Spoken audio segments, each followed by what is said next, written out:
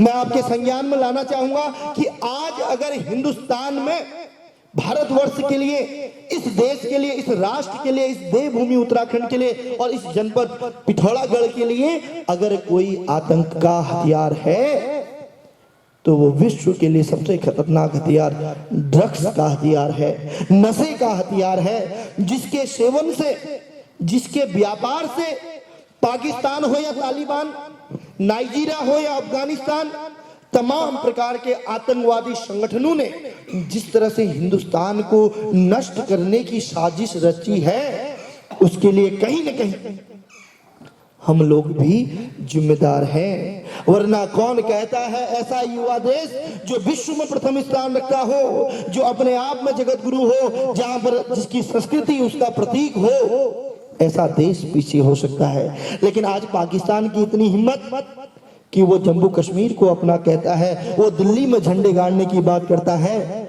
और हमारे युवाओं को नष्ट करने के लिए, सेना को नष्ट करने के लिए हथियार बनाता है। उसका रीजन भी केवल हम हैं। उसका सबसे बड़ा कारण मैं आपको बताना चाहता हूं।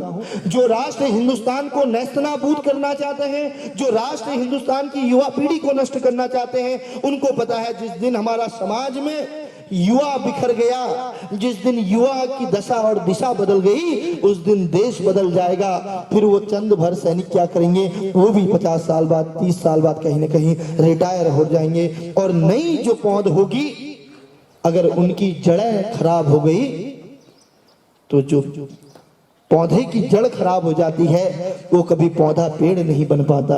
तो उसी तरह से आज पाकिस्तान और चंद उन आतंकवादियों ने इस देवभूमि उत्तराखंड को ही नहीं, पंजाब को, तमिलनाडु को, अफगानिस्तान से आए हुए उन चंद गिरोहों ने, नाइजीरिया से आए हुए दिल्ली में, उन मुंबई में तमाम प्रकार के ऐसे गिरोह हैं जिन्होंने नशे के आतंक के माध्यम से आज भारतवर्ष में 50 से लेकर 60% युवाओं को डैमेज कर दिया है। और आपको ये सुन के हैरानी होगी, जिस देवभूमि उत्तराखंड को देवों की भूमि कहा जाता था, आज वहां पर 70 से 75% बच्चे, युवा और परिवार का कोई न कोई सदस्य भांग, चरस, गांजे का, बीड़ी, सिगरेट, तंबाकू के का, वो कच्ची शराब का हो या अल्कोहल के तमाम प्रकार का कहीं न कहीं सेवन करता है।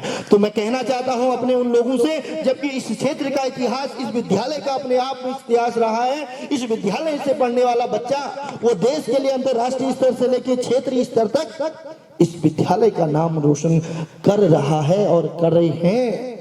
तो कौन कहता है कि इस 21वीं सदी में आज के दिन इस विद्यालय में बैठा हुआ बच्चा बदल नहीं सकता, वो मिट्टी कंकड़ पत्थर में बैठ के आसमान में नहीं उड़ सकता। केवल आवश्यकता है तो सकारात्मक सोच रखने की, अपनी अंतरात्मा को जिंदा करने की। अगर थल का इतना बच्चा जाग गया, अगर थल मुआनी का, इस क्षेत्र का, इस विद्यालय का बच्चा अपने आप को अपने माँ बाप के लिए समर्पित कर दे, अगर उसके मन में दिखावे की गुरु के प्रति सम्मान न हो, अगर वो अंतरात्मा से अपने गुरु का सम्मान करता हो, अगर अपनी मातृभूमि के लिए सोचता हो, तो मैं समझता हूं कि हमारे हिंदुस्तान की पीढ़ी जो मर्जी जहां मर्जी भेजो, वो अपनी मंजिल को हासिल कर सकती है।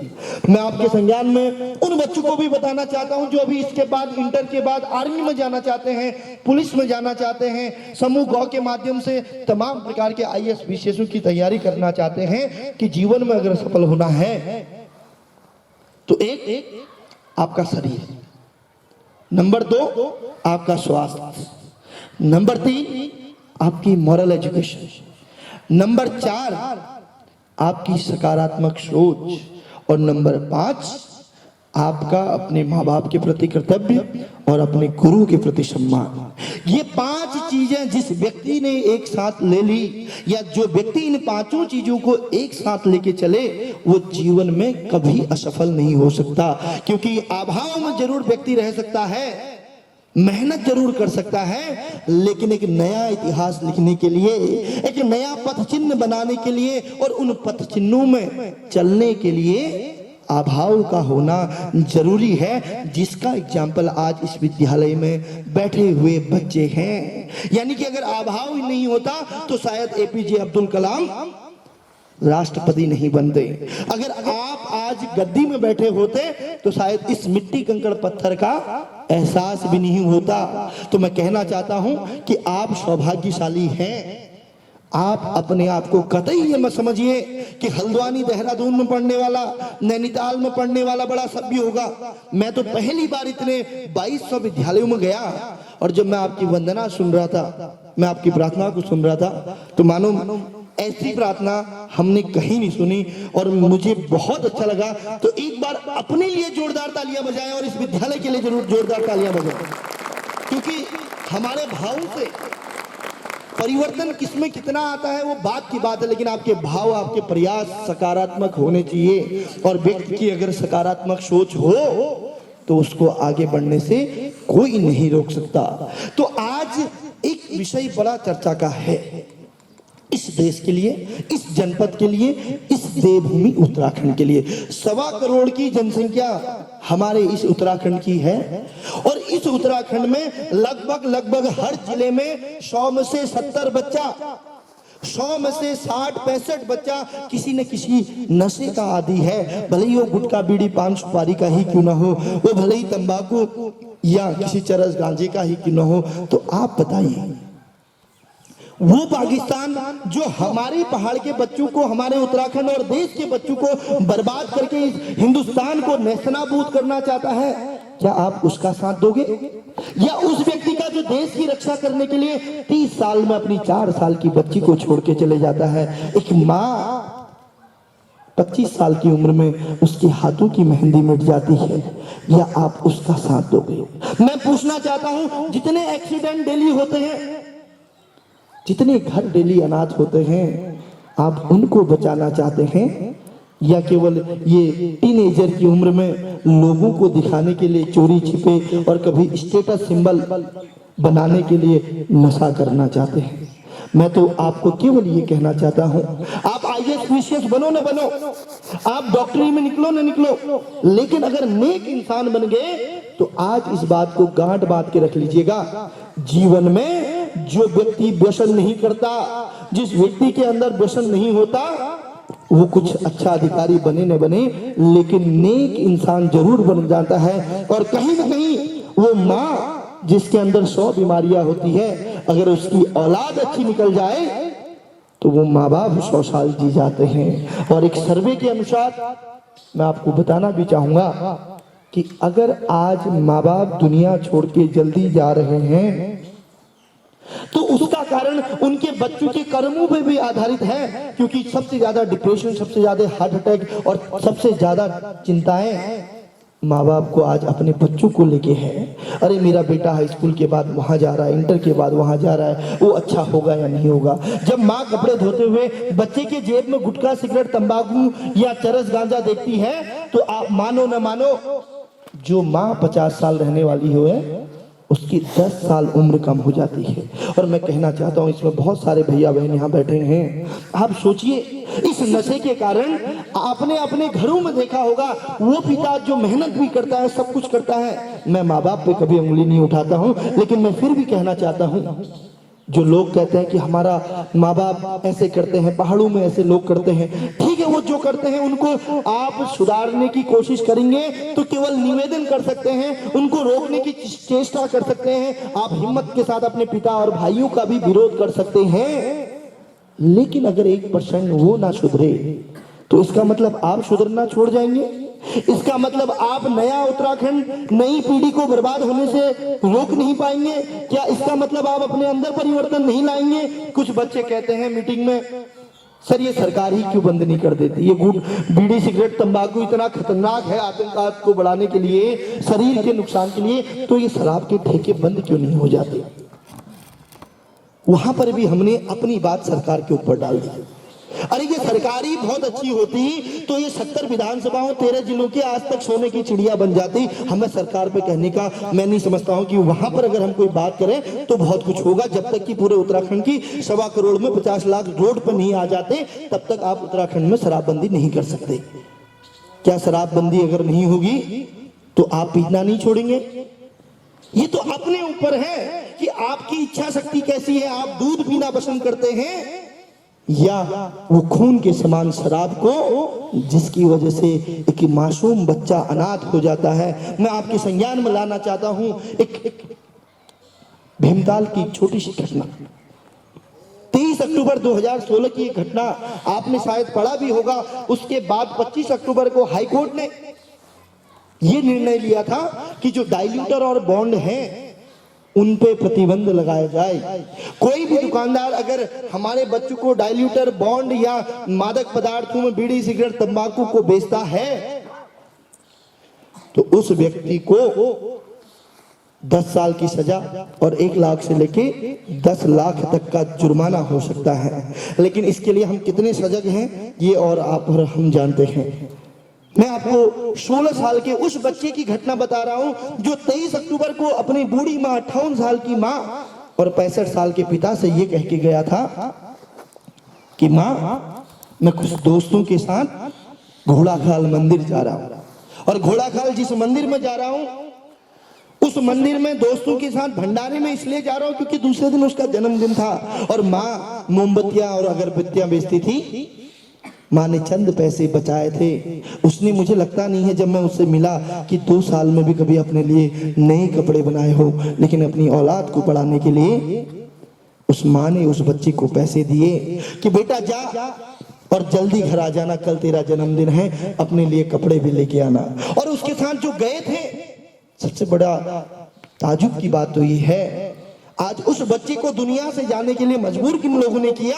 जो उसके साथ 9, 10, 11, 12 में पढ़ते थे। जब वो बच्चा रात तक नहीं आया, जब वो माँ ढूंढ ढूंढ के परेशान हो गई, जब वो बूढ़ा पिता लेबरी करके घर आया और उसने अपने 16 साल के बच्चे को नहीं देखा तो मानो उसके ऊपर एक पहाड़ टूट गया था। और जब वो ढूंढते हुए उस बच्चे को हॉस्पिटल में गए तो आज वो बच्चा इस दुनिया में नहीं था, वो दुनिया छोड़ के जा चुका था। और जब पोस्टमार्टम का रिपोर्ट आया तो पता चला कि 10, 11, 12 के वो बच्चे जो उसको मित्र भाव में दोस्ती के नाम पे लेके गए और उसके जन्मदिन के उपलक्ष्य में उसको नशा रूपी जहर देने के लिए मजबूर कर गए और वो बच्चा नशा रूपी जहर का ओवरडोज लेने के कारण वो ये भी नहीं सोच पाया कि मेरी उस 58 साल की माँ का अब आगे सहारा कौन होगा। वो माँ, जब मैं उससे मिला तो वो रोते रोते केवल एक बात कह रही थी कि बेटा, जीवन में अगर दोस्ती करनी है तो अपने माँ बाप से करना, किसी मित्र पे इतना भी विश्वास मत करना। अगर वो व्यक्ति आपको नशे की ओर ले जाए तो ऐसे मित्र को उस आतंकवाद के समान समझना जो आतंकवादी वैसे तो आतंकवादी नहीं है लेकिन इस समाज को खोखला करने के लिए आतंकवादी के समान है। क्योंकि आज वो माँ पिता बिना बच्चे के हैं। अगर वो माँ अनाथ है तो उसका कारण वो दोस्त थे जो 5 साल से उस बच्चे के साथ थे, जो उसको छुट्टी के बाद, छुट्टी से पहले कभी पिकनिक के नाम पे तो कभी स्टेटस के नाम पे, कभी टेंशन के नाम पे तो कभी पढ़ाई के नाम पे, कभी पार्टी के नाम पे तो कभी जन्मदिन के नाम पे नशा करने के लिए प्रेरित कर रहे थे। तो मैं निवेदन करना चाहता हूं, कितने घर बर्बाद होंगे इससे? क्या हमारी ये नई पीढ़ी आने वाली पीढ़ी को नहीं सुधार सकती? क्या हमारे ये लोग, जब गांव में आज भी आप माओं को देखते होंगे, बहनों को देखते होंगे जिनका सुहाग मिट चुका है, जिनके हाथों की मेहंदी टूट चुकी है, जिनका मंगलसूत्र नहीं रह चुका है, क्या आप यही चाहते हैं कि आने वाली बहनें भी इसी तरह से आगे बढ़े? क्या आप चाहते हैं कि इनका भी भविष्य यही हो? क्या हमारे भाई चाहते हैं कि उनके बहनों के साथ भी वही हो? या आने वाली पीढ़ी हमारे साथ ये करे? अगर अभी नहीं जागे तो कभी नहीं जाग पाएंगे, और अगर अभी नहीं सुधर पाए तो जीवन में कभी नहीं सुधर पाएंगे। लोगों के कहते हुए मुंह से सुना है कि सूखी लकड़ी कभी नहीं मुड़ती। लेकिन मैं कहना चाहता हूं कि 6ठी से लेकर 12वीं तक के बच्चों को कौन कहता है कि मुड़ नहीं सकते, और कौन कहता है कि अगर 6 से लेकर 12 तक का कोई बच्चा गलती से कोई नशा कर ले तो बच्चा उस नशे को अपनी मातृभूमि के लिए और उस जन्म देने वाली माँ के लिए छोड़ नहीं सकते। अपनी बातों को समाप्त करने से पहले एक छोटी सी घटना मेरे संज्ञान में और है, मैं आपसे शेयर करना चाहता हूं कि एक छोटी सी उम्र में माँ, एक बूढ़ा पिता अपने बेटे के लिए जो इस समय कारगिल में था और वो 78-75 साल में माँ और पिता, देहरादून की वो घटना आपके सामने ला रहा हूं, जो 4 साल की बच्ची को यह कहने के लिए मजबूर हो कर दिया कि शायद अब उसके पिता कभी लौट के नहीं आएंगे। वो 7 साल का बच्चा अपनी माँ से डेली एक जिद करता था कि पिछले 3 साल से 4 साल से उसके पिता लौट के नहीं आए हैं, और इस बार दीपावली में उनकी इच्छा थी कि वो अपने पिता के साथ दीपावली मनाएं। वो और बच्चों की तरह खिलौने अपने पिता के साथ लाए, वो दीपावली में दिए अपने पापा के साथ जलाए। वो माँ भी चाहती थी कि काश इस बार वो जवान लौट के घर आए। वो बूढ़े 70 साल 78 साल के माता पिता सिर्फ इसलिए जीवित थे कि काश इस बार उनका बेटा घर आ जाए। लेकिन छुट्टी नहीं मिली। अचानक एक फोन आता है कि कल रात जिस कैंप में हमारे वो फौजी लोग थे, वो देश के सैनिक थे, कुछ मुट्ठी भर आतंकवादियों ने गोला बारूद के माध्यम से उसको मिटा दिया और उन लोगों को मुंह तोड़ जवाब देते देते आपका वो बेटा शहीद हो गया। और ये बात जब उस बूढ़ी माँ के कानों में जाती है तो वो माँ धराशायी हो जाती है, वो माँ जमीन पे गिर जाता है। वो बूढ़ा पिता न रो पाता है न बोल पाता है, वो अचेत हो जाता है। और वो माँ इस दीपावली में जो अपने पति का इंतजार कर रही थी, जिसने कल तक हाथों में मेहंदी रचाई थी, हाथों में चूड़ियां पहनी थी, जब दूर कहीं सहनाई बजती थी तो वो माँ भी दुल्हन की तरह सजती थी। आज उस माँ के न हाथों में चूड़ियां थी, न हाथों में मेहंदी थी, न गले में मंगलसूत्र, और वो बेहोश से अचेत रूप में पड़ी थी। और दूसरे दिन जब घर में भीड़ लगी रहती है, वो 5 साल की बच्ची उठ के आती है, वो 7 साल का बच्चा उठ के आता है। उसे लगता है शायद उसके पिता आज घर लौट आए हैं। वो माँ से कहता है कि माँ, आज ये लोग नहीं मिलेंगे, आज हम मिलेंगे। आज मेरे पिता घर लौट के आए हैं, आज हम दीपावली मनाएंगे, तब इन लोगों को बुलाएंगे। और वो बच्ची दौड़ के माँ के पास जाती है और पूछती है कि माँ बताओ मेरे पापा कहाँ हैं। वो माँ न बोल पाती है न सुन पाती है, वो बेहोश पड़ी थी। वो लोगों के पास जाते हैं और सबसे पूछते हैं कि क्या आपने मेरे पापा को देखा है, सुना है कि वो आने वाले हैं, लेकिन किसी के पास उत्तर नहीं रहता। और वो दादा दादी के पास जाते हैं तो वो बेहोश पड़े रहते हैं। बच्चों को समझ नहीं आता कि कल तक वो दीपावली के इंतजार में धूमधाम से पिता का इंतजार कर रहे थे, आज पिता का नाम लेते ही सबके आंखों में क्यों आंसू है।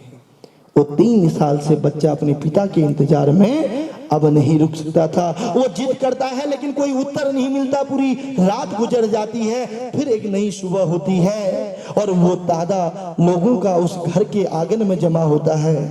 और जब उन बच्चों की नजर तिरंगे से लिपटी एक अर्थी पे पड़ती है तो बच्चे दौड़ के उस अर्थी के पास जाते हैं। एक तरफ माँ बेहोश पड़ी होती है, एक तरफ वो दादा दादी बेहोश पड़े रहते हैं। वो माँ की ओर देख के, उस तिरंगे से लिपट के, उस लाश से लिपट के अपनी माँ से कहते हैं कि माँ, हम समझ गए मेरे पिता क्यों नहीं आए। हम समझ गए कि अब वो आज के बाद कभी लौट के नहीं आएंगे, हम कभी उनके साथ दीपावली नहीं मना पाएंगे, हम कभी अपने पिता का प्यार फिर से हासिल नहीं कर पाएंगे। मैं कसम खाता हूँ, वो बच्चा बोलता है कि मैं कसम खाता हूँ इस तिरंगे की, जो काम हमारे पिता नहीं किए वो काम हम करेंगे। और मुझे सौगंध है इस लाश की कि माँ, हम तेरे आंखों में फिर कभी आंसू नहीं आने देंगे। मैं कहना चाहता हूं अपने भाइयों से, कितने जवान शहीद हुए। कल हम विजय दिवस मना रहे थे, 1971 की बातें कर रहे थे। 16 दिसंबर 1971 जब इस पिथौरागढ़ जनपद से, इस चंपावत जनपद से 20 से अधिक जवान शहीद हुए थे। आप याद करो उन लोगों की कुर्बानी जो जम्मू कश्मीर से लेकर देश की हिफाजत करने के लिए न ठाकुर समझते हैं, न पंडित समझते हैं, न हिंदू समझते हैं, न मुसलमान समझते हैं, न गढ़वाल समझते हैं, न कुमाऊं समझते हैं, न जौनपुर समझते हैं, न जौनसार समझते हैं। वो तो हिंदुस्तान को अपनी मातृभूमि समझते हैं और देश की रक्षा करने के लिए उस पर मर मिटते हैं। लेकिन उसी माँ के सुहाग को मिटाने के लिए, उसी गोला बारूद को खरीदने के लिए वो पैसा कहां से आया। वो पैसा केवल हमारे द्वारा किए गए नशे से आया, हमारे द्वारा दिखावे में किए गए नशे की वजह से आज एक जवान शहीद हो रहा है, एक घर बर्बाद हो रहा है, एक माँ अनाथ हो रही है और एक बच्चे के आंखों में आंसू है। वो जवान की ही बात नहीं, वो सड़कों में वो हादसे को याद कीजिए, वो गिरते हुए गाड़ियों को देखिए, जहां एक व्यक्ति गलती करता है और पूरा घर शमशान बन जाता है। तो कब तक ये करते रहेंगे? और वही बच्चे जब बड़े हो जाते हैं, मैं कहना चाहता हूं, कभी जाइए वृद्धाश्रमों में, कभी जाइए अनाथालयों में, और कभी जाइए उन बूढ़े माँ बापों के पास। आज बच्चे पढ़ लिख के जब बड़े हो जाते हैं, वो अपनी दुनिया बसाने के लिए उस बूढ़ी माँ को घर से निकाल देते हैं। वो अपनी दुनिया बसाने के लिए उस पिता के ऊपर हाथ उठाते हैं। और वो माँ आज भी रोती है। जब बच्चा पेट में था और बच्चा जब दर्द से उस माँ को दर्द देता है, तो माँ तब भी मुस्कुराती थी, वो रोती थी, लेकिन अपने बच्चों के लिए जीती थी। वही बच्चा जब बड़ा होता है, स्कूलों में जाता है, माँ खाए न खाए उस बच्चे को खिलाती है, और वो माँ खुद भूखे रोती भी है, लेकिन फिर बच्चे को देख के मुस्कुरा जाती है। और वही बच्चा बड़ा होके जब उन माँ को अपने से दूर कर देता है, उस कम पढ़ी लिखी माँ को मंच में लाने से रोकता है, तो वो माँ तब भी रोती है। आज वो बच्चा अपने परिवार के साथ शहर में तो खुश है, लेकिन वो माँ आज भी घर में भूखे रोती है। तो ऐसी औलाद, ऐसी देवभूमि, ऐसी युवा पीढ़ी जो देश की आन बान शान को बचाने की करती है बात, जो देश की रक्षा करने की बात करती है, मैं कहना चाहता हूं ऐसे युवा पीढ़ी से, जो बच्चे अपने माँ बाप का सम्मान नहीं कर सकते, वो कभी किसी देश का नहीं हो सकते। जो अपनी माँ को नहीं पहचान सकते, वो कभी मित्र के नहीं हो सकते, और जो अपने माँ बाप के नहीं हो सकते, वो किसी मित्र और किसी राष्ट्र के नहीं हो सकते। अगर परिवार को जीतना है, अगर समाज को जीतना है, अगर विश्व का निर्माण करना है, जिस दिन हमारे बच्चे अपने माँ बाप की भावनाओं की कदर करने लग जाए, जिस दिन बच्चा ये सोचने लग जाए कि मेरी माँ 40 साल 50 साल की उम्र में कितने सालों की मेहमान है, हमें अपने माँ बाप के लिए कुछ कसना है, तो मानता हूं उस दिन हमारे लड़के भी परिवर्तित हो जाएंगे, और वो लड़की भी जो आज अपने कुल का उद्धार कर सकती है, और वो कल किसी और के कुल का उद्धार करेगी, चाहे वो तुम्हारी बहन हो या हमारी बहन। उनका भी एक कर्तव्य है, और लड़कियों का भी ये कर्तव्य है कि ऐसा ना हो कि तुम अब चले अपनी दुनिया बसाने, और आपकी वजह से एक माँ को अपने पिता से दूर जाना पड़े, एक माँ को अपने पुत्र से दूर जाना पड़े। कहीं ऐसा ना हो कि एक नई दुनिया बसाने के चक्कर में वो बूढ़े माँ बाप को अनाथ होना पड़े। तो कहीं ना कहीं बहनों के अंदर भी ये वसुधैव कुटुंबकम की भावना होनी चाहिए, वरना क्या पता कल जो तुम्हारे घर में एक बहन आएगी, वो भी आपके माँ बाप के साथ कुछ ऐसा ना करे।